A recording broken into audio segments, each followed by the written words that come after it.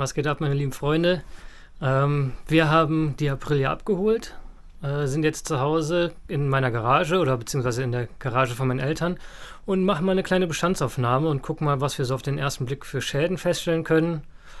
Ja, ich bin gespannt. Einige weiß ich ja rein theoretisch schon von der Auktionsseite. Mal gucken, wie es in Wirklichkeit alles aussieht.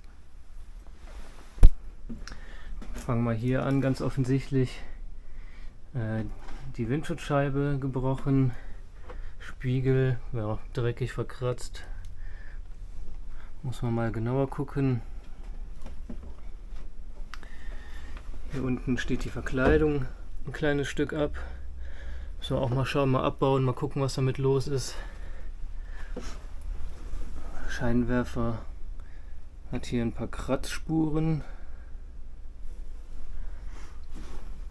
Dann ist die Verkleidung an einigen Stellen gebrochen. Hier unten an den 2 Stellen. Hier oben auch nochmal an 2 Stellen. Und die Verkleidung selbst ist hier auch noch irgendwo hinter, habe ich gesehen, gebrochen oder hat einen Riss und leichte Kratzspuren. Muss ich mal schauen, ob man diese Bruchstellen da reparieren kann oder ob ich wirklich neue Verkleidung holen muss. Sehe ich dann alles, wenn ich es auseinanderbaue. Dann sieht man hier eigentlich nur, man kennt es kaum, nicht nur ein bisschen Dreck, nichts Wildes. Auf der anderen Seite ist die Verkleidung auch hier im oberen Bereich gebrochen, also aus der Halterung rausgebrochen. Deswegen habe ich das zum Transport auch mit den Kreppbändern gemacht. Hier oben sind die Verkleidungsteile gebrochen. Der Knopf vom Tempomat ist weg. Hier der Griff ist locker. Also sieht man das vielleicht besser. Hier die Ecke kaputt. Tank sieht eigentlich gut aus.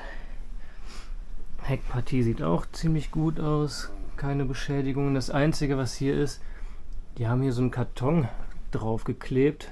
Also er stand auf der Sitzbank und die haben hier überall mit Tape das dran gemacht. Da sieht man jetzt zum Beispiel hier sieht man überall Klebespuren.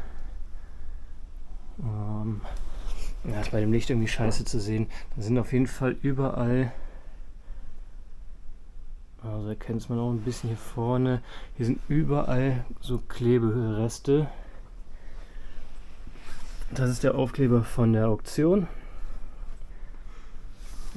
Gucken wir hier unten mal weiter. Hier sieht man leichte Spuren. Ist jetzt auf den ersten Blick nichts, was man tauschen muss. So sehr stört mich das da unten nicht. Hier ist, ich hole mal besseres Licht.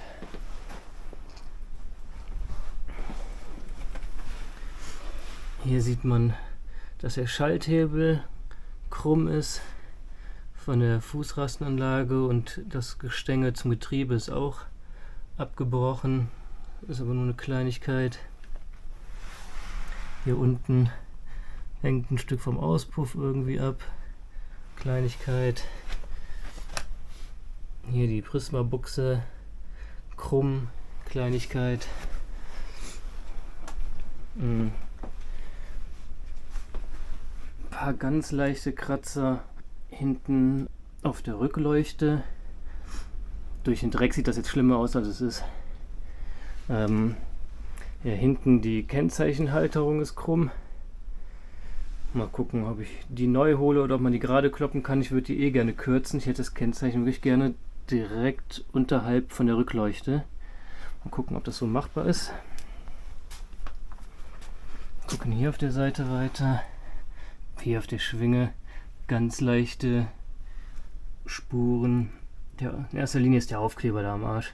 Darunter ist ein minimaler Kratzer, also überhaupt nichts der Rede wert. Ja, auf der anderen Seite kommen wir jetzt gerade schlecht dran. Aber alles in allem würde ich sagen, nur Kleinigkeiten. Und deswegen, ich denke mal, gerade als allererstes Projekt für den ersten Rebuild ist das eigentlich eine gute Grundvoraussetzung. Ich hoffe mal, dass jetzt nicht zu viele Sachen noch auftauchen, während ich die Sachen auseinandernehme. Und falls doch, dann ist es halt so. Paar Infos zum Bike. Also wie gesagt, ich habe das ersteigert, habe das dann in Mannheim abgeholt. Das Bike ist von 2021, Erstzulassung März, war auf einen Händler zugelassen für knapp 2,5 Jahre. Und dann hat das im Juli, wurde es dann auf eine Privatperson zugelassen. Ja, und der hat es scheinbar direkt kaputt gemacht. Kaputt gemacht in Anführungszeichen. Also der hatte scheinbar dann ziemlich schnell einen Unfall damit. Und dann ist es wohl über die Versicherung und die Auktion dann am Ende bei mir gelandet. Ja, vom Schadenbild her ist irgendwie schwer zu sagen. Für einen richtigen Rutscher ist es irgendwie zu wenig Schaden. Also meine Vermutung ist, dass er vielleicht sich ein bisschen überschätzt hat, war ein bisschen zu schnell und ist dann von der Straße abgekommen und in irgendeinen Graben reingefahren.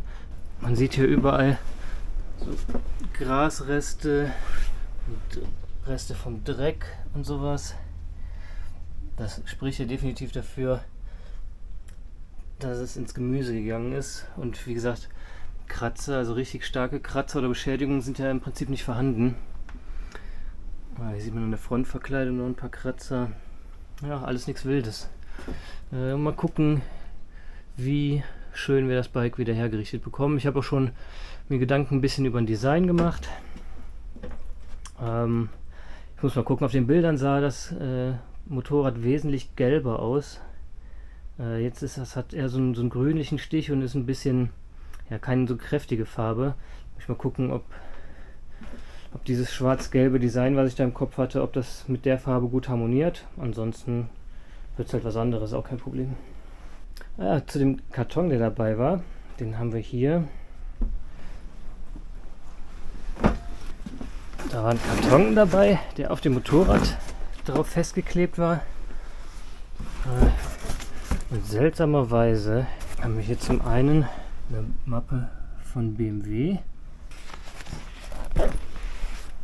Da drin so ein paar Packzettel, SC Project Auspuffpapiere und eine Betriebsanleitung von einer R1250R. Keine Ahnung, was es damit genau auf sich hat.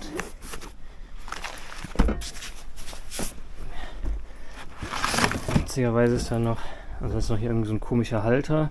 Habe ich noch nicht rausgefunden, wofür der genau ist. Und ich habe mich erst gefreut, dass ich einen SC Project Auspuff dabei hätte. Dem ist aber leider nicht so. Da ist einfach der originale Auspuff von dieser BMW Maschine mit in dem Paket gewesen. Und wenn man die Papiere sich so anguckt, von der Übergabeinspektion und von dem Packzettel von dem Auspuff, wurde der Auspuff scheinbar direkt nagelneu abmontiert und gegen den SC Project Auspuff getauscht. Und ja, frag mich nicht, warum der Auspuff jetzt hier an meinem Motorrad dran geklebt war. Ich habe ihn auf jeden Fall jetzt, werden verkaufen. Und so habe ich nochmal ein paar 100 Euro gespart, würde ich sagen. Win-win für mich. So Leute, das war's von mir. Wir haben eine Bestandsaufnahme gemacht. Wir wissen jetzt grob, womit wir es zu tun haben. Das wird ein spannendes Projekt, auf jeden Fall für mich. Ich hoffe für euch auch. Das ist mein erstes Projekt in der Richtung und ich hoffe, wir werden damit viel Spaß haben. Ich würde mich freuen, wenn ihr dem Video einen Daumen nach oben gebt und den Kanal abonniert. Und dann hoffe ich, dass wir uns nächste Woche wiedersehen. Bis dahin, macht's gut Leute. Ciao, ciao.